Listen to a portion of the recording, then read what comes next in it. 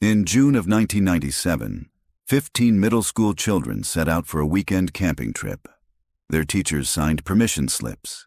Their parents packed lunches and sleeping bags. But when the buses returned to Lake Wycliffe campground, they were empty. No footprints, no screams, just silence. For 26 years, no one has seen them again. This is not just a missing persons case. It is a story of secrets buried in the soil, of families who never stopped searching, and of the things waiting in the dark when no one is watching. The case of the abandoned school camp. If you're new here, subscribe. The lake was always quiet at night, even in June, when the air clung heavy and the cicadas screamed. Lake Wycliffe had a way of swallowing sound. The water lay still, dark as oil, with only the occasional ripple from a catfish breaking the surface. Around it, the pines rose tall and watchful, branches weaving together like a canopy meant to hide the world beneath. On the evening of June 14, 1997, 2 buses rumbled down the gravel road toward the campground. Dust billowed behind them, catching the orange smear of sunset. Inside, voices rang out. 15 children, restless and giddy with the thrill of a weekend away from home. They were 7th graders from Jefferson Middle School, a collection of kids bound by nothing more than the bad luck of sharing a homeroom and a counselor who thought fresh air could cure suburban boredom. Their laughter was ordinary. Their plans ordinary. Ghost stories, marshmallows, fishing lines dropped in shallow water. Ordinary children on an ordinary trip. By Monday morning, they would be gone. The buses were found parked neatly at the trailhead, engines off, keys still in the ignitions. Inside, the driver's belongings sat untouched. A thermos of coffee, a crossword puzzle folded open to a half-finished grid. No driver, no children. The campsite lay a mile down the trail, nestled beside the lake. When search teams arrived hours later, they froze at what they saw. The campfires still smoldered. Sleeping bags were unzipped and laid open as though their owners had simply stepped away. A deck of playing cards fluttered across the dirt, scattered by wind. A boombox buzzed faintly with static, its cassette tape chewed by the machine. Plates of food rested by the logs, hot dogs, marshmallows charred black, bites taken but never swallowed. But it wasn't the emptiness that chilled the investigators. It was the claw marks. On at least 9 trees surrounding the camp, deep gouges marred the bark. Long, desperate scratches, as if someone had raked their fingernails against the wood until they tore away. The higher ones stretched nearly 8 feet from the ground. Blood dotted some of the grooves. The initial search lasted 7 days. Helicopters circled overhead. Dogs traced the perimeter. Divers combed the lake. But aside from the eerie scene at the campground, nothing was found. No bodies, no footprints leading away. Not a single piece of clothing, not even a lost shoe. It was as though 15 children had risen into the sky and disappeared. The media descended within hours. The vanished 15, one local station called them, splashing their school portraits across the evening news. Families huddled together in gymnasiums converted into command centers, clutching paper cups of coffee gone cold, eyes red from tears and lack of sleep. Rumors began immediately. Some said it was a mass abduction, the work of a cult. Others whispered about the lake, that it was bottomless, that it swallowed children whole. Old-timers in town recalled strange lights in the woods decades earlier. Hunters who went missing and never returned. The stories clung to the case, feeding its legend even as the official investigation stalled. Within 3 months, the search was scaled back. Within a year, funding dried up. But the parents never stopped. Every June 14th, they gathered at the edge of Lake Wycliffe, candles in hand, photographs pressed to their chests. They whispered names into the darkness, names that had once belonged to laughing, muddy-faced children now frozen in time. In 2023, 26 years later, a hiker stumbled across something in those same woods, Something that changed the case forever. It was a torn backpack, blue nylon faded to gray, half buried beneath pine needles. Inside, a moldy notebook. The last entry was dated June 14th, 1997. The handwriting was cramped and rushed. A child's scrawl pressed hard into the paper. "It's back. It's outside the tents. Don't make a sound." The notebook lay on the evidence table, its blue nylon cover mottled with mildew. The paper inside was swollen, warped by years of damp, but still intact. Under the fluorescent lights of the Travis County Sheriff's Office, the words written in childish scrawl seemed almost to glow. "It's back. It's outside the tents. Don't make a sound." Detective Claire Whitfield read the line for the 7th time, her gloved fingers hovering just above the page. She had worked homicide for 20 years, seen the aftermath of violence in every shape imaginable, but something about the sentence tugged at her differently. Not because of the words themselves, but because of the hand that had written them. Small, pressing so hard into the paper that the pencil had nearly ripped through. The kind of writing only a terrified child could leave behind. Across the table, Sergeant Joe Martinez leaned back in his chair, arms crossed. Hiker found it near Whitecliff, about a half-mile from the old campground.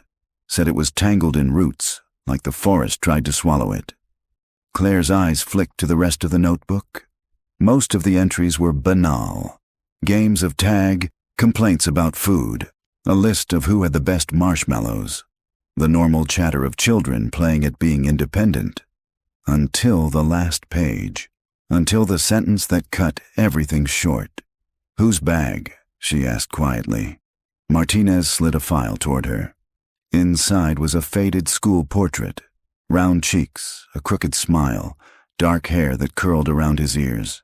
Evan Rowe, age 12. One of the 15. Claire closed the file slowly. She remembered the case. Everyone in Texas law enforcement did, even if they had been rookies at the time. The vanished 15. It had haunted the state for decades, the kind of unsolved mystery that lived on in documentaries and late-night radio shows. And now, here it was again, landing on her desk like an echo. The discovery hadn't yet reached the media, but Claire knew it would. Parents would get phone calls, reporters would swarm the lake again, old wounds would split open, and behind it all, 15 children would still be missing, frozen in time. She tapped the notebook gently. "Get me the parents. All of them, the ones still alive. We'll need their DNA samples, statements, anything they've been holding on to. If this is real, if this is from 97, then maybe we finally have a place to start." Martinez exhaled, nodding. "You think it'll hold up after all these years?" Claire looked back down at the sentence, at the desperate scrawl pressed into the page. It has to. The first parent they reached was Margaret Rowe. She still lived in the same brick house on South Lamar, the one she had refused to leave even after her husband begged her to move somewhere less painful. The yard was overgrown now, shrubs choking the porch, a swing creaking faintly in the afternoon breeze. When Claire and Martinez stepped up to knock, the sound of the swing chains rattling seemed to echo the unease in their stomachs. Margaret answered the door with the weariness of someone who had long ago stopped expecting good news. Her hair, once chestnut, was now streaked with gray and pulled back in a tight bun. She wore a cardigan despite the heat, sleeves tugged down as if she needed the extra protection. "Mrs. Rowe," Claire said gently, "I'm Detective Whitfield. This is Sergeant Martinez. May we come in?" Margaret studied their badges, her lips thinning. "This is about Evan, isn't it?" Claire hesitated, then nodded. Inside, the house smelled faintly of dust and old photographs. Every wall bore reminders of the boy. Framed portraits, a baseball jersey mounted in glass, a science fair ribbon yellowed with time. Margaret led them to the living room, where she perched on the edge of an armchair as though bracing herself for impact. Claire set the evidence photo of the backpack on the coffee table. Margaret's hands trembled as she reached for it, fingertips grazing the torn fabric. "This was his," she whispered. "I sewed that patch myself." He wouldn't go anywhere without it.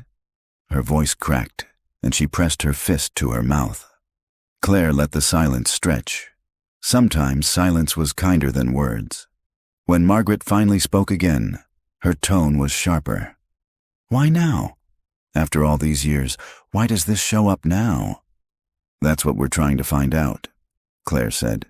We need your permission to take a DNA sample. It'll help us confirm the notebook belonged to Evan. Margaret nodded immediately, almost too quickly. Take whatever you need. Just don't let this be another dead end. The days that followed blurred into a rhythm of phone calls and doorsteps, of parents clinging to memories like lifelines. Some had remarried, some had moved, some had already passed on, but each reacted to the news in their own way. One father collapsed against the doorframe, sobbing. Another cursed them out, furious at the idea of reopening wounds the world had forced him to scar over. A mother handed Claire a shoebox of birthday cards her daughter had made before she vanished, whispering that maybe one of them still held a trace of DNA. By the end of the week, Claire's desk was buried in files. Each folder contained a child's name, their face frozen in school photo awkwardness. Evan Rowe, Marisol Vega, Jonah Kirk, Lila Tran, Daniel Harris, and 10 more. 15 bright futures cut short by a single weekend in the woods. At night, Claire found herself staring at those faces, wondering what they would look like now. 26 years older. Would they be married? Have children of their own? Or would they all still look 12, preserved in whatever place had taken them? She thought about the last line in the notebook. It's back. It's outside the tents. Don't make a sound. The words replayed in her head as though whispered directly into her ear. On the following Monday, Claire drove to Lake Wycliffe. The campground had long been abandoned, its facilities shut down after the disappearance, the land left to rot. Chain-link fencing sagged around the perimeter, plastered with rusted "no trespassing" signs. The forest pressed close on all sides, as though eager to reclaim the space. She parked at the old ranger station and stepped out, gravel crunching under her boots. The air smelled of pine and stagnant water. Somewhere in the distance, a woodpecker hammered at a trunk, the sound hollow and lonely. Martinez was already waiting by the trailhead, sipping coffee from a dented thermos. You sure about this? He asked, squinting at her. It's not like the scene's fresh. 26 years of rain and wind. Nothing left to see. Maybe, Claire said. But sometimes places hold memories. Sometimes you can feel what happened. The trail wound down through the trees, roots snaking across the dirt. After a mile, the lake emerged, glinting dark through the branches. The campsite was still there, or what was left of it. Rotting tents sagged in the mud, their nylon eaten through by time. The fire pits were black with ash, weeds sprouting between the stones. A picnic table lay on its side, one leg missing. Claire crouched beside a tree. The bark bore faint scars, long vertical grooves that had healed but not vanished. She touched the ridges with her gloved hand. Claw marks, she murmured. Martinez came to stand beside her. Kids messing around? Claire shook her head. Too deep. Too desperate. She straightened, staring at the lake. Its surface was glassy, reflecting the gray sky above. She imagined 15 children huddled in tents, whispering about something moving outside. Imagined them pressing their fingernails into bark until they split. She shivered despite the heat. Back at the station, the forensics team confirmed the notebook's authenticity. The graphite was consistent with 1990s-era pencils. The paper fibers matched a manufacturing run from 1996. And the DNA swab from the backpack straps was a direct match to Margaret Rowe's maternal line. It was Evan's. Claire stood at the evidence table, staring down at the notebook. For the first time in years, the case wasn't cold. A window had opened, however small, and through it leaked the voices of 15 lost children. But windows cut both ways, because if the notebook was real, then so were the last words written inside it. It's back. The counselor's name was Richard Leland. In 1997, he'd been 21, a college student picking up extra money by supervising the 7th grade camping trip. He'd been one of the last adults to see the children alive. Back then, his testimony had seemed straightforward. He claimed he'd gone into town to pick up more supplies, returned to find the camp in disarray, and radioed for help. But 26 years had passed. Now he lived alone in a one-bedroom apartment above a pawn shop on the east side of Austin, his body softened by time, his hair thinned to wisps of gray. His record since then was speckled with odd jobs, short stints in rehab, and one misdemeanor arrest for public intoxication. He was not a man who had prospered. Detective Claire Whitfield and Sergeant Joe Martinez climbed the narrow stairs to his apartment on a sweltering Tuesday afternoon. The hallway smelled faintly of fried food and mildew. When they knocked, the door opened after a long pause, revealing Richard squinting into the light, a cigarette trembling in his fingers. "Detectives," he rasped, his voice carrying the hoarseness of someone who'd spent years inhaling smoke. "You're not here about parking tickets?" "No," Claire said simply. "We're here about Lake Wycliffe." The cigarette slipped slightly in his hand. His eyes flickered, then settled into a weary sort of acceptance. He stepped aside, letting them in. The apartment was cramped but tidy. A sagging couch faced a small television, and bookshelves leaned against the walls, heavy with yellowing paperbacks. On the coffee table sat a scatter of cigarette butts in an ashtray, beside a half-empty glass of water. Richard lowered himself into an armchair with the stiffness of someone twice his age. He stubbed out his cigarette and rubbed his temples. "You're reopening it," he said, not a question.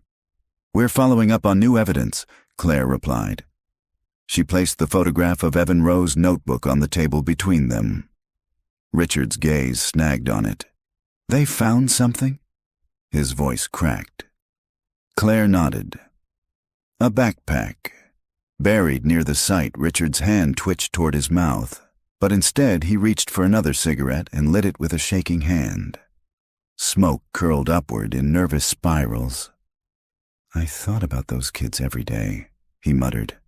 "Every single damn day. People think I just forgot, but I didn't. It eats at you, like termites." "Tell us again," Claire said softly. "Everything you remember from that weekend." Richard inhaled deeply, then exhaled, staring at a stain on the carpet as if replaying old film reels in his mind. "It was hot as hell," he began. "June, you know."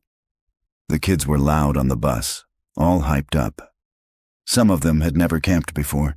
They set up their tents near the water, built a fire. I tried to keep them in line. You know how 12-year-olds are. Sugar and energy, bouncing off everything. He paused, tapping ash into the tray. Saturday night, they wanted to do ghost stories, so I let them, figured it'd wear them out. We sat around the fire, marshmallows and all.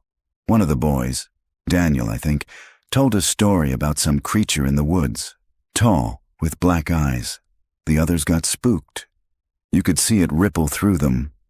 Martinez shifted, leaning forward. "And you? Did you believe it?" Richard snorted weakly. "I was 21. I believed in beer and girls, not monsters. But they swore they heard things in the trees, branches breaking, whispers. I thought it was just their imagination." He stubbed out his cigarette, lit another. His hands wouldn't stay still. "The next morning the food was running low. Kids eat more than you plan for, so I told them I'd drive into town for supplies. It was supposed to take an hour, maybe 2. When I got back..." His voice faltered. Claire didn't rush him. "When I got back, it was wrong. Too quiet. Tents half open, food on the ground. No kids. Just gone. Like someone scooped them up. I checked everywhere. The lake, the trail. Nothing. That's when I radioed for help."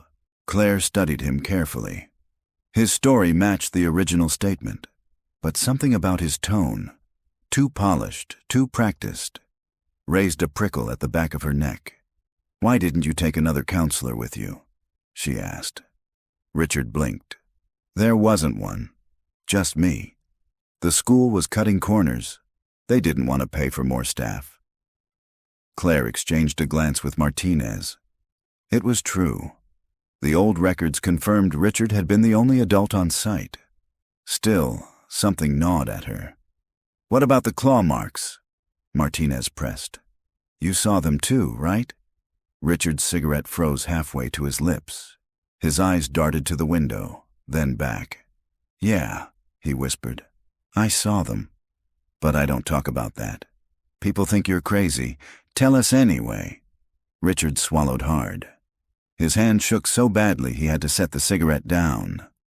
"They weren't from any animal I know. I grew up hunting.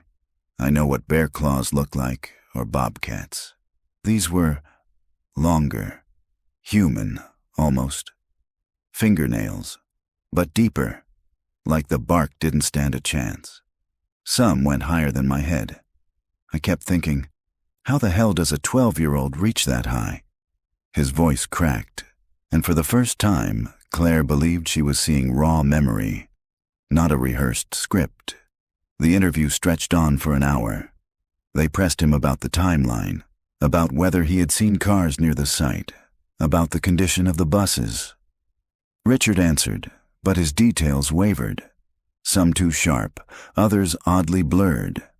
Trauma? Claire thought. Or guilt? When they finally stood to leave, Richard gripped the edge of the armchair with white knuckles. "You think they're dead, don't you?" he asked hoarsely. Claire paused at the door. "We don't know." "Not yet," Richard gave a humorless laugh. "You'll never find bodies, because there aren't any." "Not the way you think," Claire frowned. "What do you mean?" He shook his head quickly, retreating into himself. "Forget it, just old ghosts talking." But as she and Martinez descended the stairs, Claire's mind replayed his words. The way his voice had dropped into something close to fear. "Not the way you think." That night back in her apartment, Claire couldn't sleep. She sat at her kitchen table, notebook open, sketching timelines and connections. 15 children, 1 counselor, 2 buses, a lake that seemed to devour sound. She thought about Richard's mention of the story around the campfire. A tall creature with black eyes. Kids swearing they heard whispers in the trees. She flipped open the file on Evan Rowe. His notebook entries, childish doodles of tents and fishing poles, and then the final line. "It's back. It's outside the tents. Don't make a sound. It's back." The phrasing gnawed at her. Not something is outside, but it's back. As though the children knew whatever it was, had seen it before. She wrote the words slowly across her own notebook page, underlining them twice. 2 days later, the department received a call from a retired deputy who had worked the original case. His voice shook with age as he left a message. "I shouldn't be telling you this. We were told to keep it quiet, but there was something they never put in the reports. Something we found at the lake." The message ended abruptly, the line going dead. When Claire tried to call back, no one answered. The retired deputy's name was Samuel Grady. Claire tracked him down through an old personnel directory, the kind printed on yellowing paper long before the department digitized its records. His address led her an hour west of Austin, to a small ranch house at the edge of a dried-up cotton field. The porch sagged under the weight of years, paint peeling in strips. A windmill creaked in the distance, spinning slowly against a flat sky. She parked out front, gravel crunching beneath her tires, and checked the mailbox. Grady, S faded, but still legible. As she climbed the porch steps, the screen door squealed open from inside. An old man appeared, stooped but tall, his frame wiry, shoulders still squared in a way that spoke of long years in uniform. His eyes, though clouded with age, held a sharpness that time hadn't erased. "You're Whitfield," he said without preamble. "I am," she replied. Detective Claire Whitfield. This is Sergeant Martinez Grady, nodded curtly, motioning them inside. The interior of the house was dim, blinds drawn to keep the heat out. The living room smelled faintly of tobacco and cedar. Mounted deer antlers hung above the mantel, and a stack of newspapers sat beside an old recliner. Grady lowered himself into the chair with a grunt, gesturing for them to sit on the couch opposite. His hands trembled faintly as he reached for a glass of water. "You got my message," he said. "Yes," Claire said. "You said there was something left out of the reports." Grady stared into his glass for a long moment before speaking. His voice, though shaky, carried weight. "They told us not to talk. Not to write it down, said it'd just cause hysteria. But I've been carrying it for 26 years, and I'll be damned if I take it to my grave." Martinez leaned forward. "What was it?" Grady's gaze lifted, pinning them both. "We found something at the lake. Not bodies, not footprints. Something else." He described the second day of the search, when helicopters thundered overhead and dogs strained at their leashes. Grady and 2 other deputies had been assigned to comb the shoreline near the north end of Lake Wycliffe. "We came across this old drainage pipe," he said. "Rusty thing, sticking out of the bank. Big enough for a man to crawl into, if he was stupid enough. The dogs went nuts around it, whining, scratching at the mud. So we shined our flashlights inside." He paused, swallowing hard. The walls were covered in drawings. Claire felt the air shift. "Drawings?" Grady nodded. "Scratches. Dozens of them. Some shallow, some carved deep. Kids' drawings, stick figures, houses, trees, names. God help me, some of the names match the missing kids. Evan, Marisol, Jonah, all carved in their own little handwriting, like they were down there, leaving proof they existed." His hand trembled on the armrest. But that wasn't the worst of it. The worst was the faces. "What faces?" Martinez asked. There were figures carved into the pipe. Tall ones, always taller than the stick kids. Long arms, circles for heads, but no eyes, just hollows. Over and over again, scratched until the metal flaked. Like the kids saw something and tried to put it on the walls, the room seemed to darken around his words. Claire's stomach turned cold. "What happened to the pipe?" she asked. "They sealed it," Grady said flatly. "County ordered it filled with concrete, claimed it was unstable, a safety hazard. Told us not to mention what we saw, and the other deputies who were there. One died a few years back. Heart attack, the other moved to Arizona. Never talks about it." Grady's voice dropped. "But I remember. Every damn night I see those carvings in my sleep." Silence hung heavy. Claire felt the weight of the revelation pressing down, reshaping everything she thought she knew about the case. The official narrative had always been that the children vanished without a trace, but there had been a trace. Multiple traces, hidden away. "You're sure it was their handwriting?" she asked carefully. Grady's eyes narrowed. "You've seen a kid scratch their name into a desk, or a tree trunk behind the schoolyard. You know it when you see it. It was theirs." No doubt in my mind, Martinez muttered a curse under his breath. "Why now?" Claire pressed. "Why tell us after all these years?" Grady's jaw tightened. "Because I saw on the news you found something.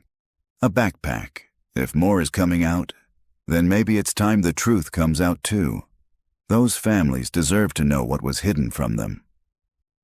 Claire nodded slowly.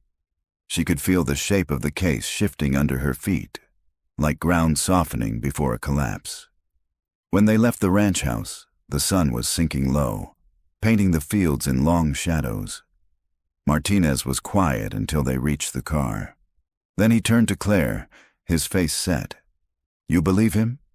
"Yes," she said without hesitation. Martinez exhaled, rubbing the back of his neck. "Then that means the kids were alive after the first night.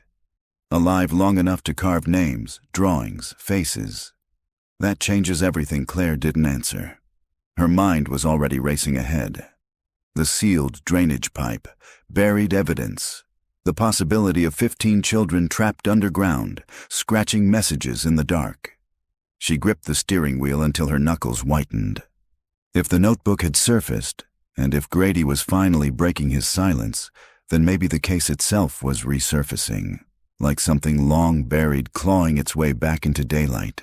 That night, she pulled the old case files from storage.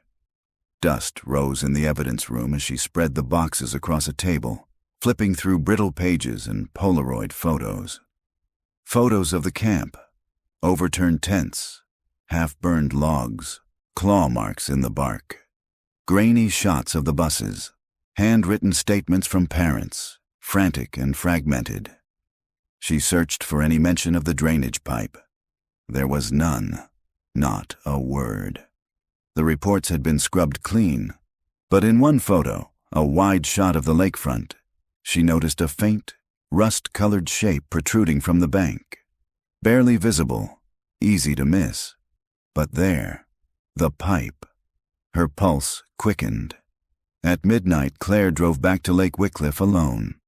The air was thick with humidity, the sky overcast. She parked by the ranger station and walked the trail with a flashlight, her boots crunching softly on the dirt.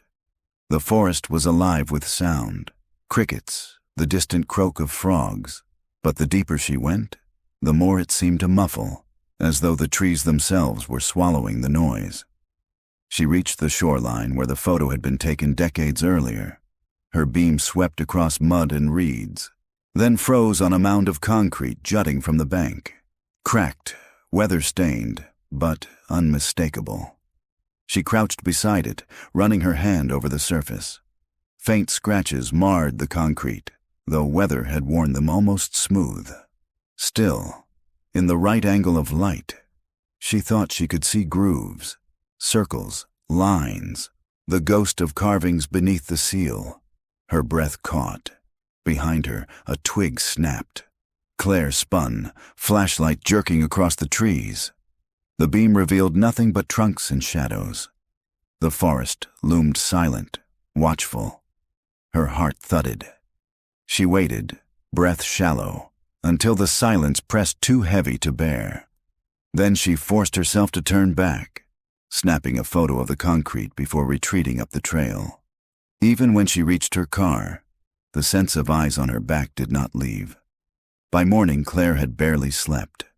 Images of concrete scratched with ghostly circles kept dragging her awake. She sat at her kitchen table with a mug of black coffee, the photo of the sealed pipe glowing faintly on her phone screen. There was no way around it. The pipe had to be opened. But first, she needed leverage. No judge would sign a warrant based on the word of a retired deputy and some faint grooves in concrete. She had to build a case carefully, brick by brick. She started with the families. The first call was to Linda Salazar, mother of Marisol. Linda still lived in the same modest house near Burnett, a single story with pale blue siding and a garden overrun with weeds. When Claire arrived, Linda greeted her at the door with wary eyes, her hair pulled back in a fraying braid. "You're with the task force?" she asked. "Yes, ma'am. Detective Whitfield. I'd like to ask you about Marisol." They sat in the living room, where framed school photos lined the mantel. Marisol's portrait was still there, gap-toothed smile, hair tied with ribbons, her eyes bright with mischief. Linda's voice shook as she spoke. She loved to draw. Couldn't stop doodling. Paper walls, even the back of the cereal box. She'd write her name over and over in curly letters, like she wanted the whole world to remember it. Claire leaned forward. "Do you think she would have carved her name if she was scared?" Linda blinked, her lip trembling. Why do you ask me that?" Claire hesitated. She couldn't reveal everything. Not yet. We're exploring all possibilities. Even small details matter. Tears welled in Linda's eyes. If she thought it would help someone find her. Yes. She would have written her name. She wanted to be seen. The words sank heavy. Confirmation, in a way, of what Grady had described. Later that day, Claire met with another parent, Thomas Ackerman, father of Jonah. He was a quiet man, weathered by years of labor, his eyes hollowed by grief that had never softened. They spoke on his porch as he smoked a cigarette, ash drifting into the wind. Jonah was a dreamer, Thomas said, always drawing monsters. Long arms, no eyes. Said they lived in the woods near camp. I told him it was just imagination. Now, his voice cracked. Now I wonder if he knew something even then. Claire's breath caught. Monsters with no eyes. The same images Grady described in the pipe. Her case was building. That evening, she met Martinez at the precinct. He was poring over aerial photos of Lake Wycliffe, spread across a table like a war map. I checked the county records, he said without looking up. The pipe was officially sealed 2 months after the kids vanished. No mention of drawings, just notes about erosion control, and the order came from where? County Commissioner's office. The signature's long gone. Guy died in 2001, but you know how it works. Someone higher up didn't want the public to know.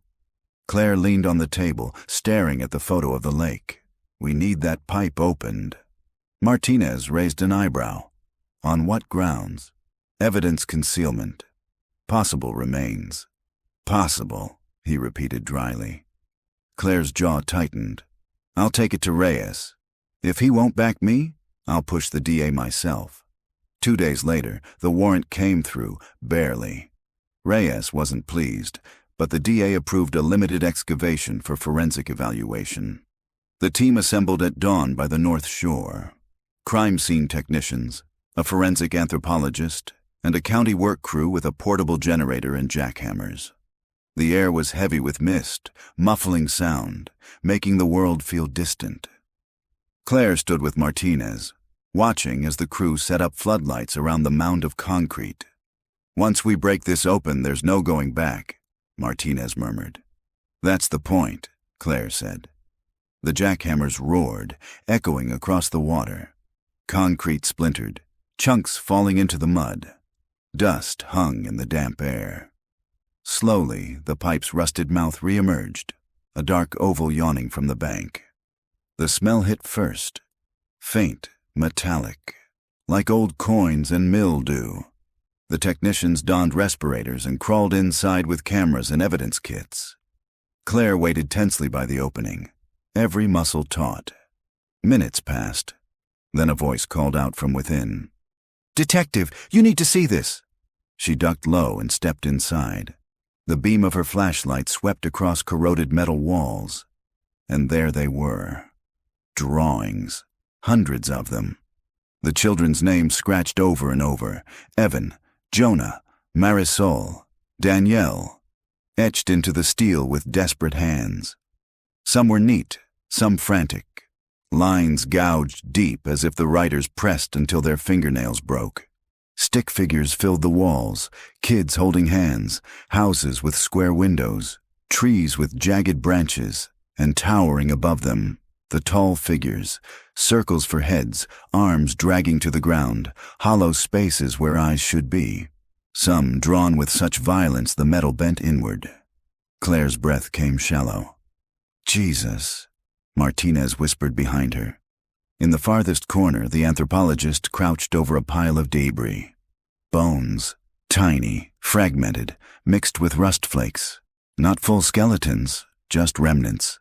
Too few to account for 15 children, but enough to prove someone hadn't made it out alive. The silence in the pipe pressed like a weight. Back outside, evidence bags were lined on tarps. Bone fragments, fabric scraps, rusted metal trinkets. One technician held up a small bracelet, plastic beads strung together to spell Marisol. Linda's words echoed in Claire's mind. She wanted the whole world to remember her.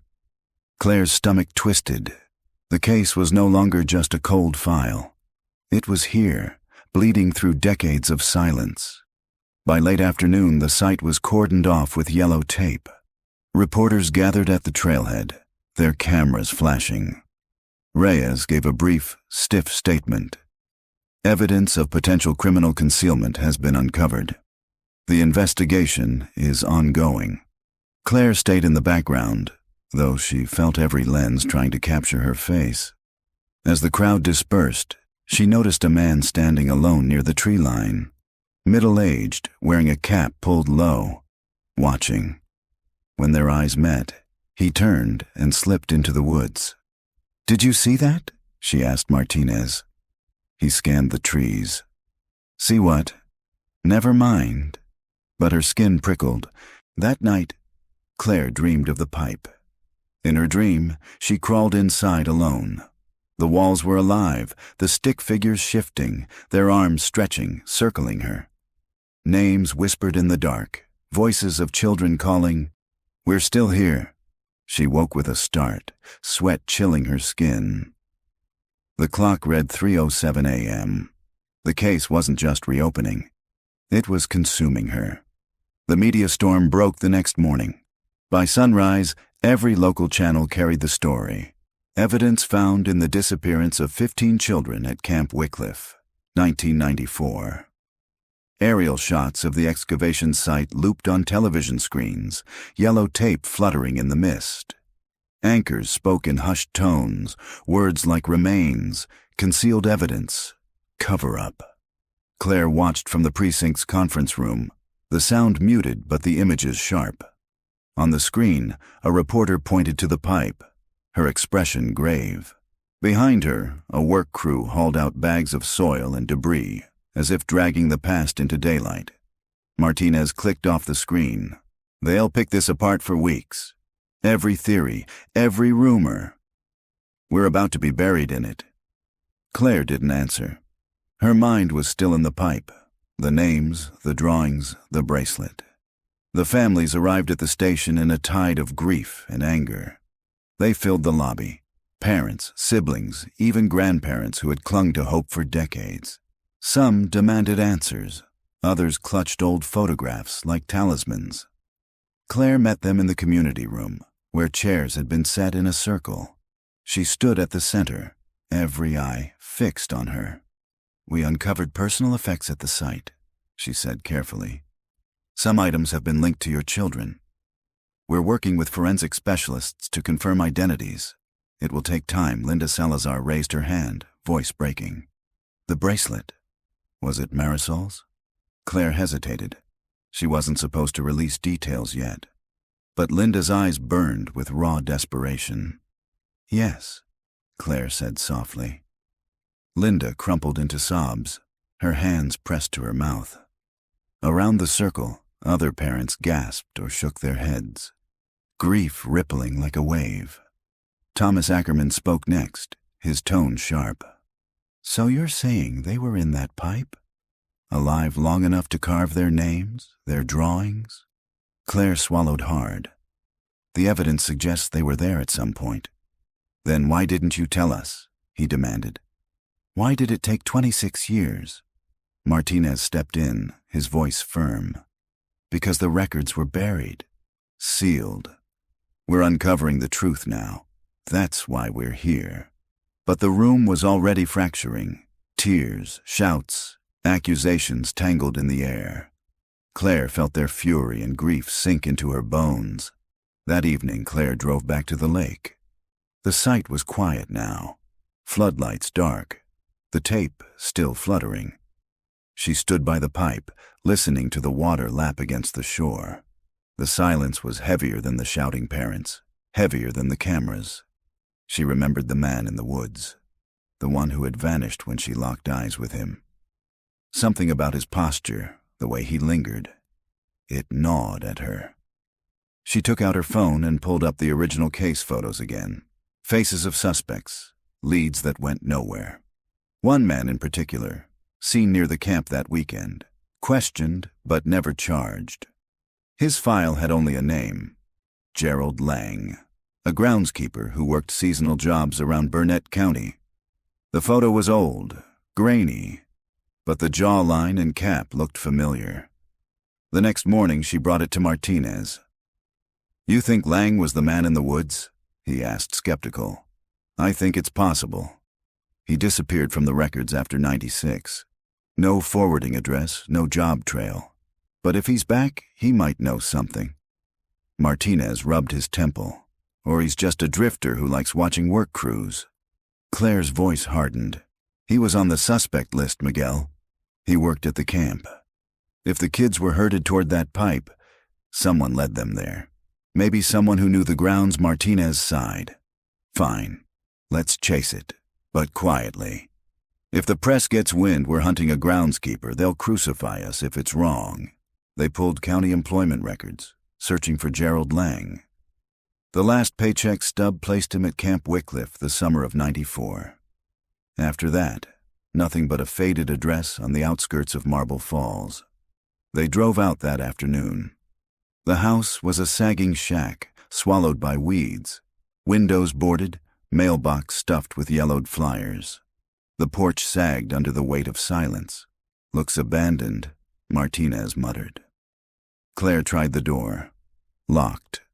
She circled the property, noting a shed half-collapsed behind the house. Inside, through a crack in the wood, she saw boxes piled high, plastic tubs stacked unevenly. They pried the door open. Dust rose like breath. The boxes were filled with junk.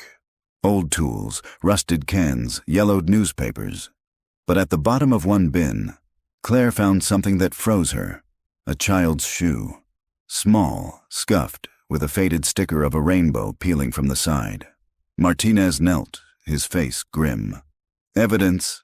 Claire bagged it carefully, her pulse racing. Evidence. Back at the station, they logged the shoe into evidence. The forensic team would test it for DNA, though after decades, the chances were slim. Still, the discovery tied Lang to children's belongings. Reyes was furious when he heard. "You went to a property without a warrant?" "It was abandoned," Claire countered. "No trespassing signs, no resident. The shed was open. Reyes's glare could have cut steel. You don't get to decide what's open season.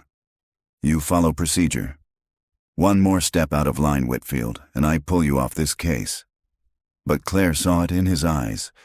The fear. He wasn't just angry at her methods. He was afraid of what they were uncovering. That night, Claire lay awake again. The image of the shoe hovered in her mind. She thought of Marisol's bracelet, the children's names carved in the pipe, the faceless figures looming in the dark. And she thought of Lang, watching from the trees, slipping away before anyone could stop him. Somewhere out there, she knew, the man carried answers. But what if he wasn't the only one? The following week brought another storm. Forensics confirmed the bracelet belonged to Marisol Salazar, matched through old family photos. The bone fragments, though degraded, were consistent with children of the victims' ages. The shoe, too deteriorated for DNA, matched the size worn by Jonah Ackerman at the time. The press went wild. Headlines screamed, "Cover-up at Camp Wycliffe. Families betrayed. Possible suspect identified." Claire's phone rang nonstop, but one call cut through them all. Linda Salazar again. Her voice was ragged. "They said you found her bracelet." "But they won't say what else."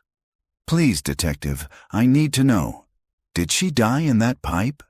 Claire's throat tightened. "We can't say for certain, but we know she was there." Silence stretched. Then a whisper. "Thank you.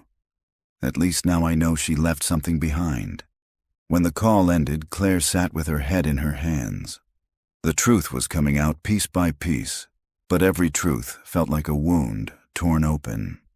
That evening, as she left the station, she noticed a slip of paper tucked under her windshield wiper. Her heart skipped. She unfolded it. The message was scrawled in shaky block letters. "Stop digging. They never left." The note sat on Claire's kitchen counter all night, its block letters burning into her thoughts. "Stop digging. They never left." She had bagged it in evidence, of course, but she couldn't shake the feeling that whoever wrote it wanted her, specifically, to read it in the dark silence of her home. The words felt less like a warning than a verdict. By morning, she was strung tight from lack of sleep. Martinez noticed as soon as she walked into the precinct. "You look like hell," he said, sliding a cup of coffee across the table. "Thanks," Claire muttered, taking it. "You want to tell me what's eating you?" She hesitated, then handed him the photo of the note. His brow furrowed as he read.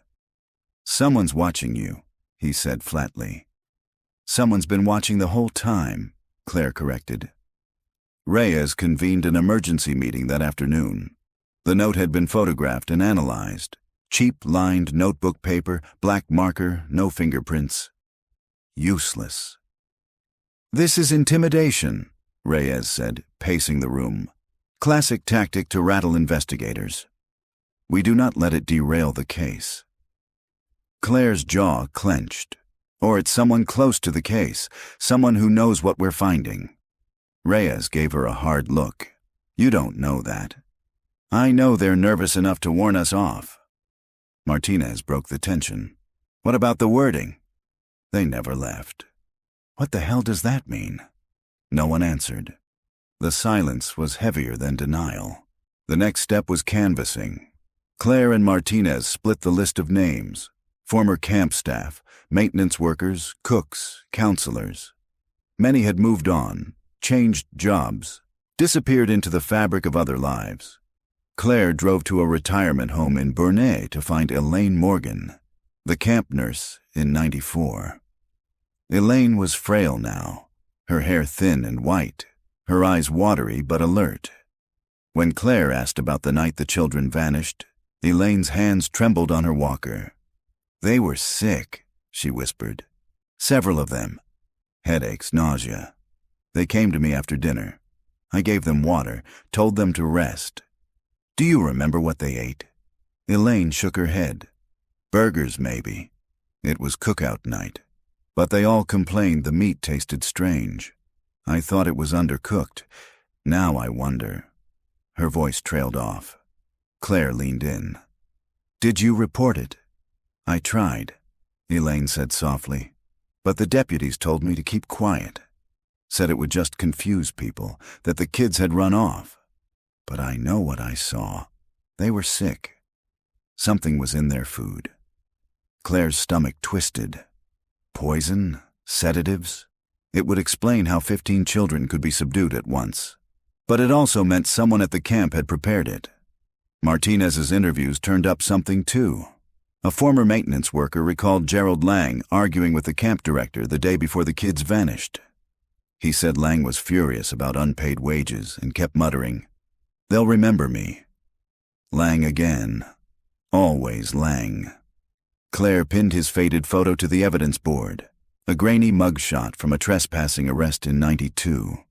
The eyes were shadowed, the jaw clenched, the brim of a cap tilted low.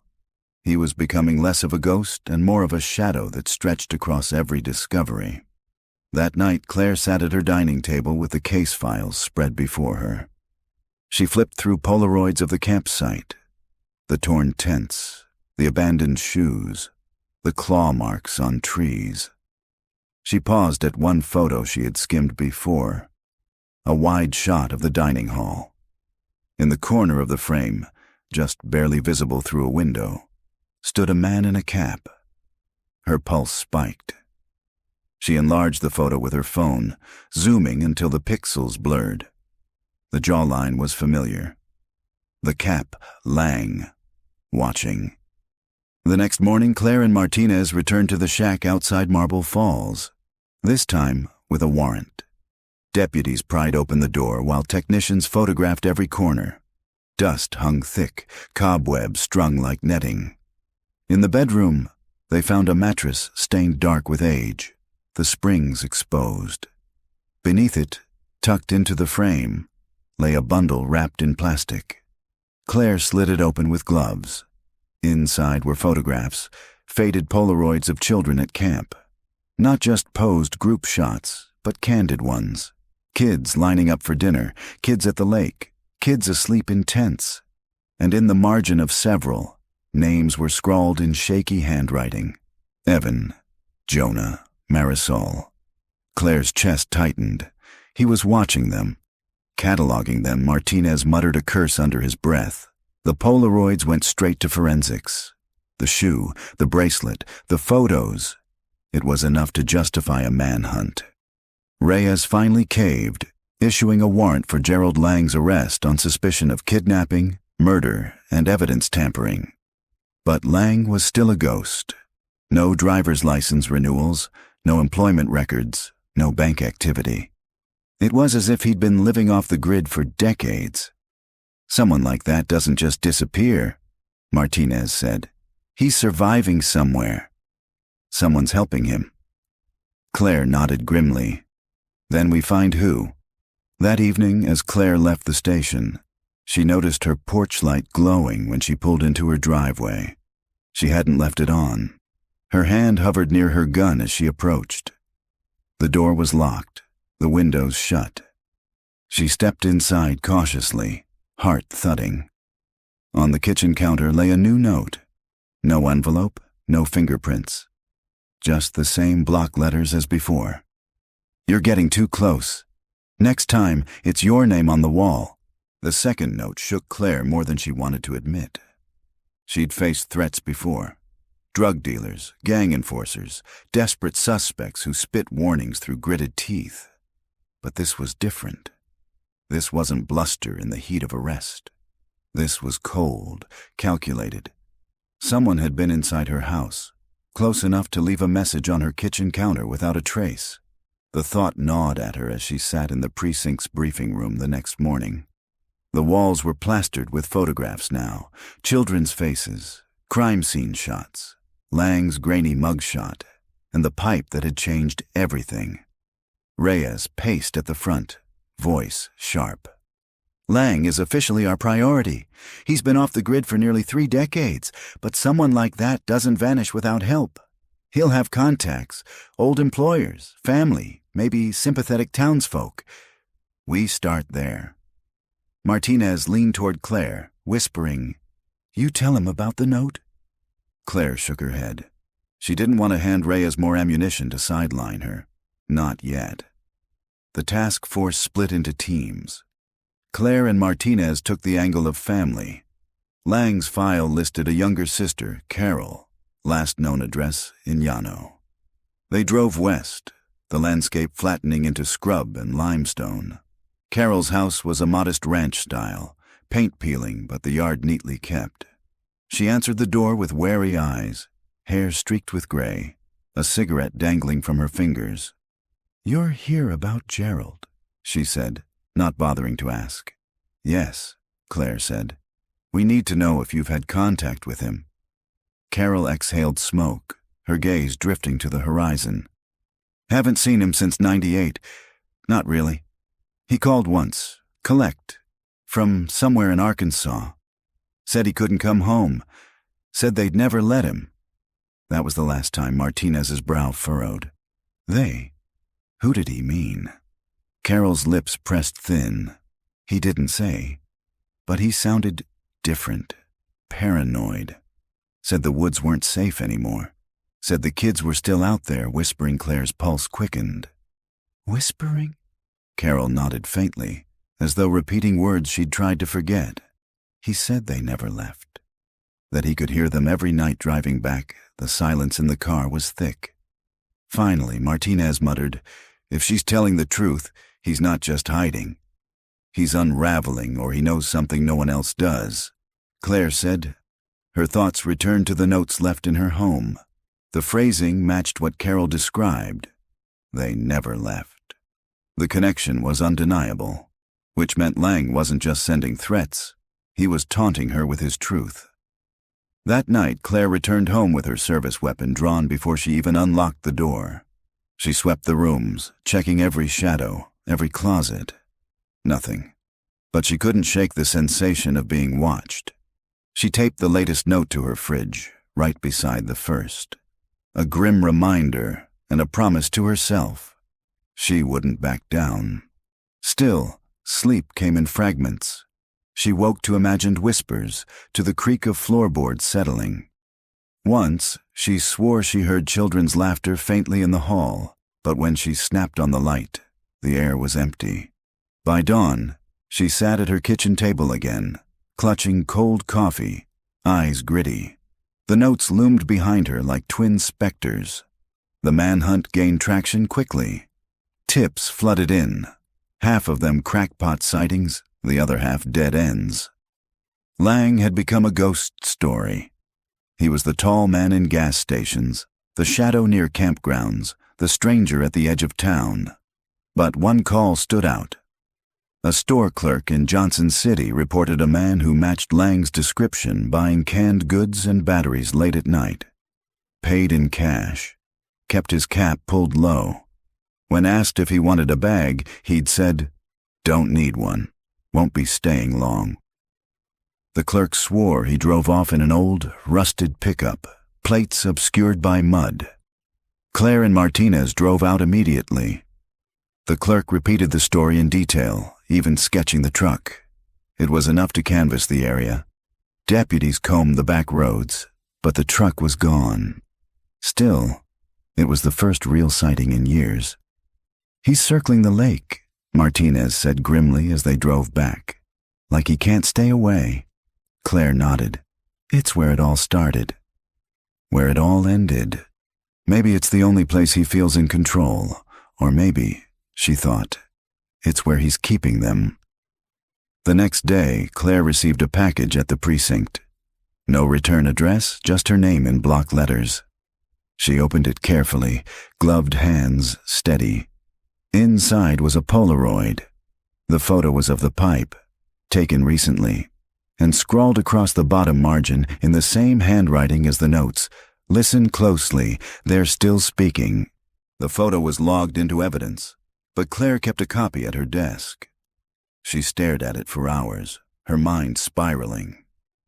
Were the notes a warning, a threat, or an invitation? She thought of the children's names carved into the pipe, of the stick figures and faceless things. She thought of their parents, waiting decades for answers that never came. The case wasn't just about solving a crime anymore.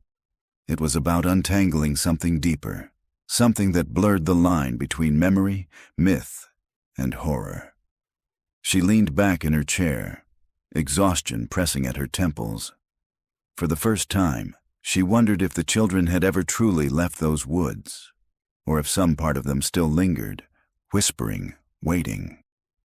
That night, her phone rang at 2:13 a.m. She answered on the second ring, voice hoarse. "Whitfield." Static filled the line. Then a child's voice, faint but clear, whispered, "Don't make a sound." The line went dead. The phone still buzzed faintly in Claire's hand, the silence on the line thicker than any words. She lowered it slowly, her heart hammering. The voice hadn't been distorted like an adult faking a child. It carried the soft cadence, the fragile tremor of real youth. "Don't make a sound." The same words written in Evan Rowe's notebook 26 years ago. Claire sat frozen at her kitchen table, the glow of the streetlight bleeding through her blinds. She replayed the moment again and again, testing it against reason. Could someone have sampled an old recording, manipulated it, or was it something worse? Something impossible?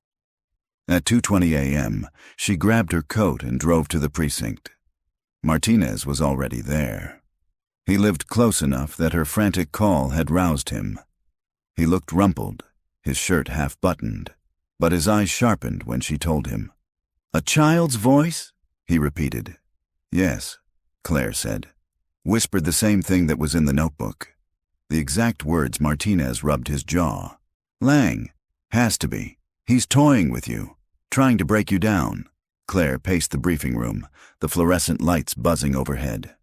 "Then how does he have a child's voice?" Unless he recorded them back then. The thought chilled her. Recordings. Children whispering in the dark, their fear captured forever on the tape. "Let's pull the call log," Martinez said. "See where it came from." The tech team traced it within the hour. No caller ID, no number, but the ping came from a cell tower near Lake Wycliffe. Claire felt the hair on her arms rise. Of course, always the lake. She and Martinez drove out before dawn. The roads were empty, the world hushed. Mist clung to the trees, the kind of morning where sound carried strange. They parked by the ranger station, headlights cutting through fog. The forest loomed like a cathedral, dark trunks rising like pillars. Claire checked her service weapon, her flashlight, the photo of the pipe. If he's out here, we'll find him. Martinez's mouth tightened, or he's waiting for us. They followed the shoreline path, boots sinking into damp earth. The lake was a black mirror, still and silent. Halfway down the trail, Claire froze. A payphone stood in the clearing. She blinked, thinking her eyes were playing tricks. But no, it was real. Rusted, the paint peeling but standing upright in the mud. A receiver dangled from the cord, swaying slightly as if it had just been dropped. "Jesus," Martinez muttered. "Out here." Claire approached slowly. The payphone was coated in dew, the numbers worn smooth. Taped to the side was a Polaroid. She peeled it free with gloved hands. It showed the campsite from '94, tents, campfire, logs. And in the corner, half hidden by shadow, the faint outline of a child. The name scrawled beneath, Evan. Her pulse thundered. "He's staging this." Martinez scanned the tree line, his hand hovering near his gun. "If Lang put this here, he's close."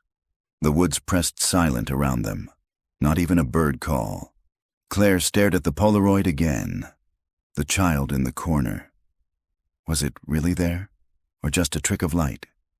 The longer she looked, the less certain she became. Back at the precinct, the Polaroid was logged and analyzed. Forensics couldn't date it precisely, but the film type matched Polaroids manufactured in the early '90s. "Could be authentic," the lab tech said. "Could also be someone stockpiled old film." Can't say for sure. Reyes wasn't satisfied. He slammed the report down in frustration. "We can't chase ghosts. We need hard evidence that Lang is alive, breathing, and taunting us." Claire clenched her jaw. "Then let me keep pressing. He's circling the lake, leaving these trails. He wants me to follow, or he wants to bury you in it." Reyes shot back. That evening, Claire sat in her car outside Linda Salazar's house. She hadn't planned to stop, but something in her chest pulled her there. Linda answered the door with swollen eyes. She'd seen the news, the bracelet, the Polaroid. She knew enough to understand the weight pressing on the investigation.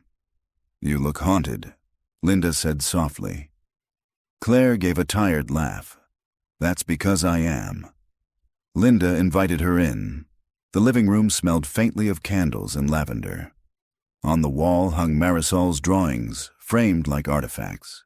Bright, childlike colors of houses, flowers, suns with smiling faces. "She used to whisper when she was scared," Linda said, brushing her fingers across one frame.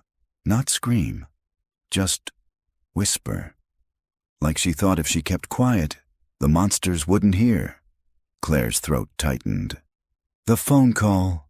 Don't make a sound." Linda turned, her gaze sharp. "Detective, do you ever wonder if they're still trying to reach us?" "From wherever they are." Claire had no answer. Driving home, she thought about Linda's words, about whispers carrying across time, from pipe walls to telephones to her own ears. Her headlights carved through the dark, illuminating trees that loomed like sentinels. For a moment, she swore she saw movement at the edge of the road. A figure, tall and still, watching. When she slammed the brakes and swung the beam back, the shoulder was empty. Her pulse hammered, her breath shallow. She drove the rest of the way with her gun on the passenger seat. That night, another call came. 2:41 a.m. The same static hiss, the same fragile voice. But this time, it spoke more. "Don't follow." "It's here." Claire sat rigid, the phone pressed to her ear, her hand shaking. "Who is this?" she whispered. "Evan?" "Marisol. Who's speaking?" Static swallowed the line. Then, faintly, another sound. A scrape, like fingernails dragging across metal. The same sound Grady had described in the pipe. Then silence. She didn't sleep. At dawn, she returned to the lake alone. Mist rolled across the surface, the trees heavy with dew. She walked the trail slowly, listening, waiting. Every step felt heavier than the last. When she reached the pipe, she crouched low, staring into the darkness. The concrete edges were cracked from the excavation. The tunnel yawned black, swallowing light. For a moment, she swore she heard it again, the faint, desperate scrape of fingernails on metal. Her skin prickled, her chest tight, and then clear as breath against her ear. "Detective!" The word clung to Claire's ear like a phantom breath. "Detective!" She jerked back from the pipe, her boots sliding in the mud. The forest was utterly still, the lake glass flat.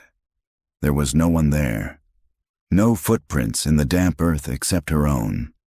She held her breath, straining to listen. Nothing. Only the low hum of the wind stirring through the pines. Her rational mind scrambled for footing. It could have been her imagination, the echo of her own thoughts. Or worse. Lang, crouched somewhere inside that tunnel, speaking in a child's cadence to disorient her. Still, her heart hammered with a primitive terror she couldn't reason away. She pulled her flashlight, shining it deep into the pipe. The beam disappeared into darkness after 30 feet. The concrete walls glistened with moisture. "Hello?" she called, her voice steady but her throat dry. The sound reverberated back in hollow distortion. No answer. She crouched, ran gloved fingers across the tunnel lip. Dirt, moss, a broken beer bottle. But there, near the edge, fresh scratches, thin lines etched into the concrete, parallel and jagged, as though made by fingernails dragged in desperation. Claire's stomach turned. She snapped photos with her phone, trying to ignore the tightening in her chest. By the time she returned to the precinct, Martinez was pacing. "You went alone?" His voice cracked with disbelief. Claire placed the photos on the table. "I had to. They're escalating." "Look." He studied the scratches, his brow furrowing. "Could be anything. Kids messing around." "No!" Claire snapped. "They're recent." 2 fresh Reyes entered then, coffee in hand, his expression thunderous. "You two need to get your heads straight. This case is turning into a circus. Payphones in the woods, ghost voices on the line. You're letting him play you." Claire bristled. "What if it isn't a game? What if the kids—" "They're dead," Reyes cut her off sharply. "And the sooner you accept that, the better chance you'll have of catching the bastard who killed them." His words dropped like stones. But that night, Claire couldn't let it go. She sat at her dining table with the bracelet, the Polaroid, the photo of the scratches. Around her, the room seemed too quiet, every creak of the house amplified. She played back the recordings from the phone traces. Static, hiss, faint whispers. Over and over, she leaned closer, headphones pressed tight, desperate to catch something new. At 2:12 a.m., she froze. In the background of one call, almost inaudible, was a faint splashing, like water lapping against stone. The lake. She replayed it until her ears ached, convinced now the calls weren't made from some distant cell spoof. They were coming from the shoreline itself. By morning, she drove back out with Martinez, though she didn't tell him what she'd heard. He'd only say it was her imagination. The mist was lifting as they arrived. Claire scanned the shoreline, her eyes sharp. The ranger station, the payphone clearing, the crooked trees bending over the water. Then she spotted it. Half buried in sand near the lake's edge, the twisted shape of a cassette tape. She pulled it free, waterlogged but intact. The label, faded but legible, read simply, Camp 94. Martinez frowned. "That's planted. Has to be Claire pocketed it. Or it's evidence." The precinct still had an old player in evidence storage. She sat alone in the soundproof room, placed the cassette inside, and pressed play. Static hissed. A long stretch of silence, then faint voices. Children. They were singing. A campfire song, off-key but joyful, laughter spilling between lines. Claire's breath caught. It was so ordinary, so alive. Then, abruptly, the tape cut. A muffled cry, a man's voice, low and commanding. "Quiet, don't make a sound." The same phrase again, the same haunting directive. The recording ended there, the tape clicking as it spun out. Claire's hands shook as she removed it. Proof, not of survival, but of the moment fear descended. When Reyes heard it, his face paled. For the first time, his certainty cracked. "Where did you find this?" "Lake Shoreline," Claire said. He pinched the bridge of his nose. "We'll send it for analysis. Voice match, tape dating, all of it. But I don't like where this is heading." "Heading where?" Martinez asked. Reyes's eyes were grim. "Toward obsession. Whoever left this, they want you pulled under, drowning in this case. If you're not careful, detective, you'll vanish into it the same way those kids did." Claire thought about that on the drive home. The tape still echoed in her mind. The laughter, the shift to terror, the command for silence. She parked outside her house, sat in the car long after the engine cut. Her reflection stared back from the window, pale and strained. A movement flickered at the edge of the glass. She turned. On her porch sat a shoebox. Her chest seized. She approached slowly, her gun drawn. The box was damp with dew, a crude bow tied around it. Inside were 12 Polaroids. Each showed a different tent, numbered in black marker. Tent 1, Tent 2, Tent 3. And in Tent 4, the shadow of a man bending over a child. Claire's stomach lurched. She staggered back, bile rising in her throat. Her phone buzzed in her pocket. A new message, unknown number, a single word. Closer. The word haunted her. Closer. It echoed in Claire's mind as the evidence team dusted the shoebox and Polaroids on her porch. Neighbors leaned over fences, whispering, watching the flashing squad lights. She stood apart, arms folded tightly, forcing herself not to tremble. Reyes was the last to arrive. His face was carved from stone as he flipped through the photographs beneath the forensic lamp. "These aren't just pictures," he said. "They're staging. He's reenacting the camp." Tent by tent, Claire forced her voice steady. "And in number 4, he shows himself." "Maybe," Reyes said, squinting at the shadow. "Or maybe he wants us to think that." He shut the folder with a snap. "Effective either way. He's in your head, Whitfield. That's what he wants." Claire didn't answer. She already knew Lang was further inside her head than she dared admit. That night, the Polaroids burned in her thoughts. She couldn't stay in her house. Every creak of the floorboard sounded like footsteps. Every rustle outside a presence watching. She drove. The streets blurred past. Neon gas stations, the glow of 24-hour diners. Her hands gripped the wheel too tightly. She told herself she was just clearing her head. But her path was no accident. She was heading back to the lake. The forest greeted her with silence when she arrived near midnight. She parked on the dirt shoulder, killed the engine, and let the night swallow her. Her flashlight beam cut through the trees. Dew clung to the branches, silver in the pale moonlight. She followed the trail toward the water, toward the place she couldn't stop circling back to. And then, there it was. Tent stakes in the dirt. Rusted, bent, but arranged deliberately in a square. She crouched, fingers brushing the earth. They hadn't been there earlier. A whisper stirred behind her. "Detective!" She spun, gun drawn, beam cutting through the trees. Nothing, only shadows stretching long and thin. But the air carried it. A voice, faint and taunting, threaded through the rustle of leaves. "Closer!" The next morning, Martinez found her at the precinct, eyes bloodshot, hands shaking around a styrofoam cup of coffee. "You didn't sleep." Claire gave a humorless laugh. "Who could?" "You can't keep doing this," he said quietly. "You're chasing phantoms. He wants you exhausted. He wants you doubting yourself."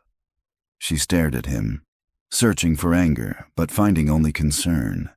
"You believe me, though," she said softly. Martinez hesitated. "I believe something's happening. But whether it's Lang or just—" "Just what?" she snapped. "Me losing it?" He didn't answer. Reyes called them into his office before noon. "The tape analysis came back," he said without preamble. "Recorded on late 80s stock. Authentic.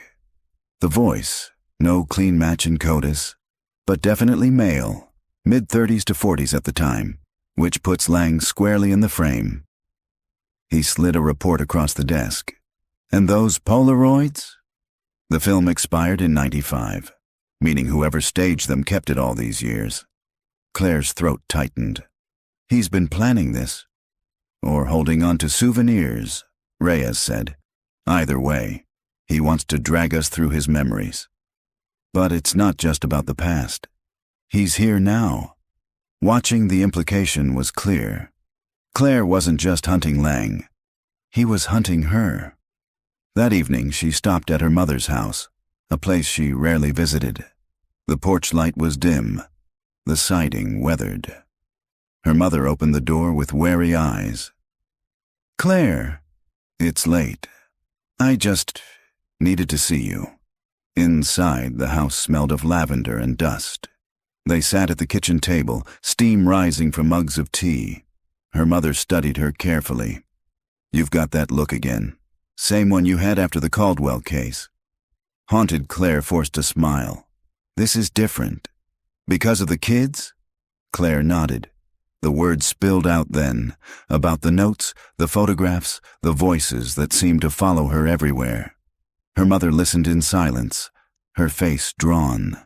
When Claire finished, her mother reached across the table, her hands rough and warm. "You can't carry all their ghosts, baby." "Some of them don't want saving." Claire swallowed hard. "But if it were me? If I vanished? Wouldn't you want someone to keep looking no matter how long?" Her mother's eyes filled with tears. She quickly blinked away. "Of course I would." 2 nights later, the storm hit. Rain lashed against her windows, thunder rolling over the city. Claire lay on the couch, unable to face her bedroom. The bracelet lay on the coffee table, gleaming in flashes of lightning. A knock jolted her upright. She froze. Another knock, soft, deliberate. Gun in hand, she edged to the door, peering through the peephole. No one.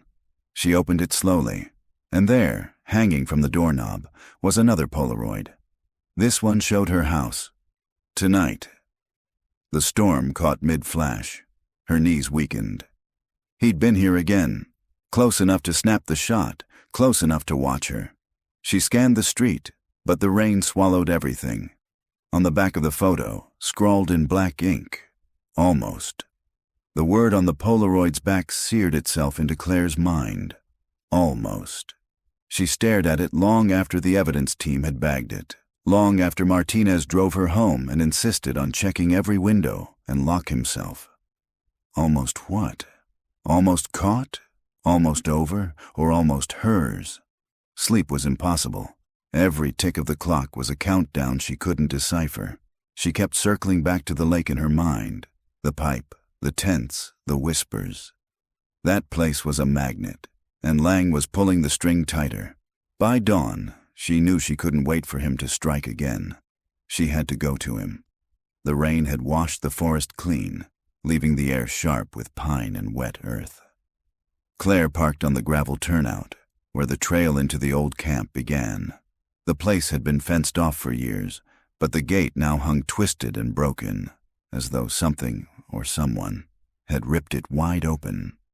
She stepped through, her boots sinking into soft mud. The forest swallowed her whole. The camp appeared gradually like bones surfacing from shallow earth. Collapsed cabins, roofs sagging under decades of rot. Rusted swings creaking in the breeze, a flagpole leaning like a broken mast.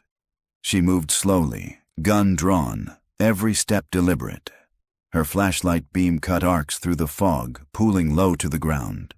The silence was suffocating. A sound cracked through it, a single metallic bang. Claire froze. It came again, rhythmic. From the mess hall, its windows boarded, doors chained. She approached cautiously. The chain rattled in the wind, knocking against the door frame. And then she saw it. Pinned to the chain with a nail was another Polaroid. This one showed her, standing at the pipe, from behind. Her skin prickled. He wasn't just luring her here. He'd been here, watching, close enough to record her every move. She forced her breathing steady and pulled the photo free. On the back, in that same jagged hand, inside, the lock gave easily under her bolt cutter. The door groaned as she pushed inside. The mess hall smelled of mold and rust. Tables overturned, chairs broken, dust thick on the floor. In the center, a single lantern flickered. Its light fell on 12 sleeping bags arranged in a circle. Each one held a mannequin. Child-sized, dressed in vintage camp uniforms. Claire's stomach turned. She edged closer, flashlight shaking as it passed over their painted faces, their glassy eyes. One had a cracked cheek, another a missing hand. Pinned to each uniform was a name tag. She read them aloud in a whisper. Jacob, Emily, Sarah, all 12 names, the missing kids. Her chest tightened. The scene was obscene, a twisted shrine. Then, from the shadows, "Detective." She spun. Lang stood at the far end of the hall. His beard was wild, his clothes filthy, but his eyes burned with sharp, unsettling clarity. He smiled faintly. "You finally came." Her gun locked on him. "Hands where I can see them." He raised them slowly, palms outward. "You've been listening." "Good. That's the only way to hear them. Lie on the ground, Lang." He chuckled softly. "Still pretending this is about me." It never was now. But he didn't move. His voice deepened, almost reverent. "They never left this place." Not really. Their laughter, their fear, it soaked into the ground, into the walls.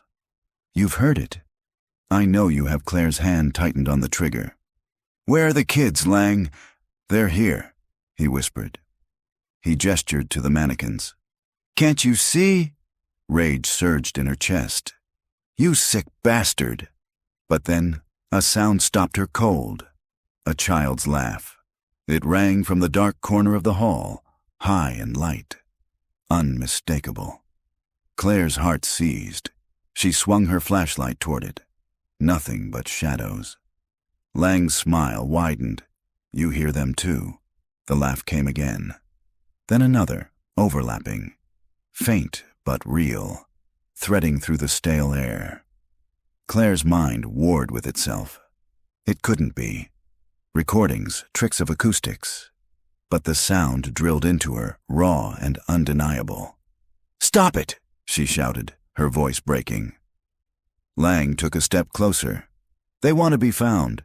But they don't trust the others.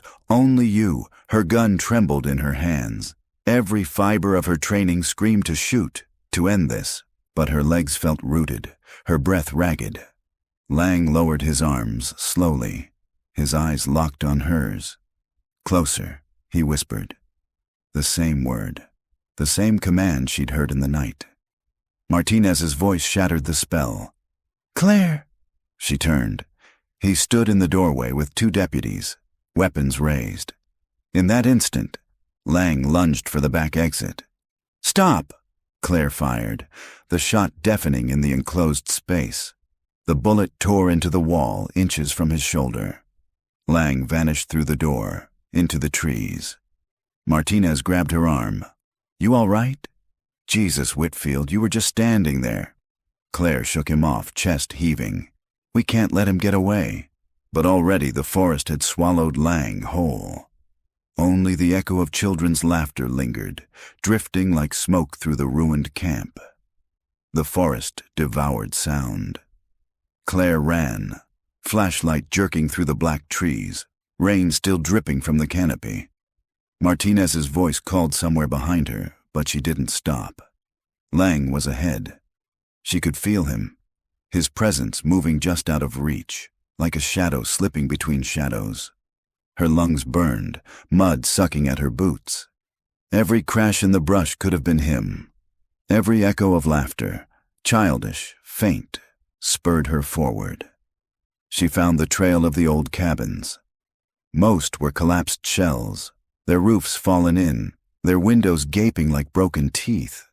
But one stood almost whole, its door hanging crooked. A lantern glowed faintly inside. Claire approached, gun raised, heart hammering. She shoved the door open. Lang stood in the center. His face was calm, almost serene, as though he had been waiting. "You chased me here," he said softly. "You always would." "On the ground," she barked. "Now." But he didn't move. His eyes gleamed in the lantern light. "Do you hear them?" The floor creaked. At first, she thought it was him moving. But no. The sound came from beneath, hollow and rhythmic. Claire froze. Lang smiled faintly. "Below us." "Where they sleep." She swept the beam across the cabin. In the far corner, half buried under rotting boards, was a trap door. The wood was warped, but fresh mud streaked its edge. Her stomach twisted. "Open it," she ordered. Lang tilted his head, his expression unreadable. "Are you sure?" "Now." He crouched slowly, pried up the trap door with both hands. The hinges screamed. A shaft of blackness yawned beneath. The stench hit her instantly. Earth, mildew, something older, fouler. Lang whispered, "Closer." Claire stepped forward despite every instinct screaming to stop. She shone her light into the hole. Wooden steps descended into a dirt cellar. The walls glistened with moisture, and carved into every surface, walls, beams, floor, were names, dozens of them. The 12 she knew and others she didn't. Scratched in uneven hands, overlapping, desperate. Children's voices rose faintly from the dark, laughter, whimpers, words she couldn't catch. Her knees weakened. It was impossible, but the sound enveloped her, seeped into her skin. Lang's voice broke through. "They never left." Martinez's shout pierced the night. "Claire!" She flinched, spinning. Martinez stood in the doorway, weapon raised, deputies behind him. "Step away from him!" Lang straightened, arms spread wide as if in surrender, but his eyes locked on Claire's. "They're yours now," he whispered. Then he moved, fast, lunging toward the trap door. Claire fired. The shot cracked like thunder. Lang's body jerked, staggered, and tumbled backward down the steps into the cellar. Silence crashed down. Then, faintly, a child's scream echoed from the hole. The deputies hauled Lang's body out minutes later. He was gone, his chest still, his eyes frozen open. Claire stood apart, trembling, the gun still warm in her hand. The trap door gaped behind them, the carved name staring up from the dark. Martinez touched her shoulder. "You did what you had to." But she couldn't look away from the black hole, from the voices that still seemed to whisper, even as the deputies nailed the door shut. At dawn, the camp swarmed with lights and tape. Teams dug, photographed, mapped. They cataloged bones in shallow graves, rusted jewelry, fragments of fabric. It was enough to confirm the children's fate, enough to close the file, but not enough to silence the forest. As Claire watched the evidence bags carried out, she could still hear them, the laughter, faint and hollow, threading through the trees. She closed her eyes, but the voices followed. Lang was dead. The case was solved. And yet, the children had never left. Autumn settled over the lake like a shroud. News vans crowded the access road for weeks after the raid. Reporters with solemn voices stood before the twisted camp gate. broadcasting phrases that looped endlessly. Decades-old mystery solved. Remains identified. Suspected killer dead. Parents who had grown gray waiting for closure returned to the shoreline with trembling hands, clutching photographs bleached from years of grief. Some laid flowers, others pressed palms to the earth. The town held vigils, candles reflecting in the black surface of the water. Names were read, bells tolled, tears fell. But closure proved to be a fragile thing. Claire sat through it all. She shook hands, she answered questions, she stood beside grieving families who finally had something to bury. Her face appeared on television, her name etched in articles.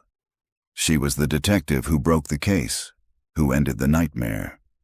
But when the crowds dispersed, when the cameras left, she was alone again, with the photographs, the bracelet, and the memory of that cellar. Lang's body was buried without ceremony in a county plot. Martinez went, though he told Claire afterward it felt wrong, like standing over an empty shell. "He's gone," he said firmly, as if repeating it would make it real. "It's over." But Claire knew better. Lang's words still clung to her. "They're yours now." She returned to the camp one last time, weeks after the crime scene tape had been cleared. The cabin stood hollow, the forest silent. The mess hall lantern had been taken for evidence, the mannequins removed. But the trap door remained, sealed with new planks, nailed tight. She stood above it, the wind pressing cold against her back. For a long time she listened, and faintly, she swore she heard it still. A laugh, high and fleeting, slipping through the cracks. Her hand brushed the grip of her holstered gun, not because she feared an enemy in the woods, but because she feared herself. That night she placed the bracelet back in its evidence bag. She sealed the Polaroids in another. She slid them both into a drawer, locked it, and dropped the key into the bottom of her freezer. It was an act of survival, because some cases don't end when the files close. Some cases take root inside you, whispering in the quiet hours, waiting for the dark. At her desk, weeks later, a new case folder landed. A different missing child, a different town. The kind of work she had promised herself she would keep doing, no matter the toll. She opened it. She began again. But in the silence between her breaths, she thought she heard footsteps, small ones, padding across the precinct floor, and a voice, faint as wind through pine, murmured, "Closer."